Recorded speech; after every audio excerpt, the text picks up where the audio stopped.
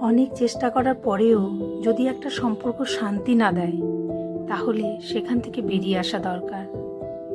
জীবনে সবার আগে নিজের ভালো লাগা, নিজের মানসিক শান্তিটাই সবচেয়ে জরুরি।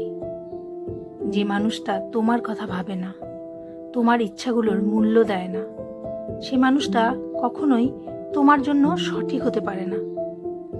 ভুল মানুষের সঙ্গে জড়িয়ে পড়াটা কোনো দোষ নয়, কারণ আমাদের জীবনে সবসময়ই কিছু না কিছু ভুল মানুষের আসা যাওয়া থাকবে।